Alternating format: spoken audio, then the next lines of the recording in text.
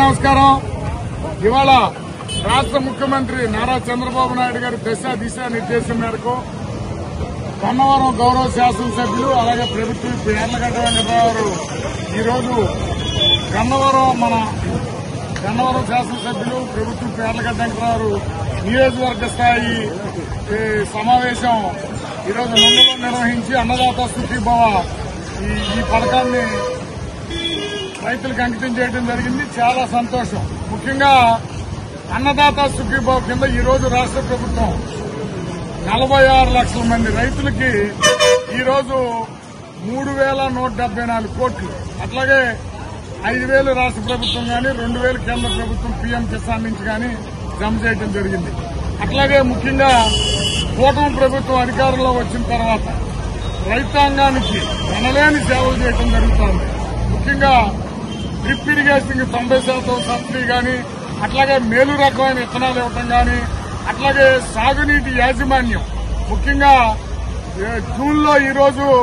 జూన్లోనే వర్షాలు కురిసి ప్రాజెక్టులు నిండితే ఇవాళ శ్రీశైలం గాని, నాగార్జున సాగర్ గాని, అట్లాగే హెచ్ఎన్ఎస్ఎస్ గాని, అట్లాగే శ్రీశైలం గాని అన్నిట్లో కూడా సమగ్ర నీటి యాజమాన్యం చేసేసి జులైలోనే రైతాంగానికి నీరు అందించి జులై 31 లోపులోనే ప్లాంటేషన్ చేసుకుంటానికి అవకాశం కల్పించడం జరిగింది.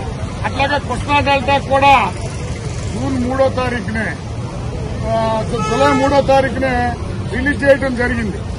అలాగే పట్టిసీమ కూడా రిలీజ్ చేసి గోదావరి జలాలని మన కృష్ణా డెల్టాకి అందించడం జరిగింది.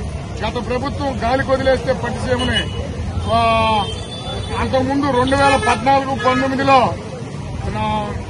నారా చంద్రబాబు నాయుడు గారు కృష్ణా గోదావరి నదులను పట్టిసీమ ద్వారా అనుసంధానం చేసి 15-19లో 268 టీఎంసీలు గోదావరి జలాలు కృష్ణా డెల్టాకి ఇవ్వడం వల్ల కృష్ణా డెల్టా రైతులకు 50,000 కోట్ల ఆదాయం రావడం కాకుండా భారతదేశ జీడీపీలో కృష్ణా జిల్లా 2వ స్థానంలో నిలిచింది.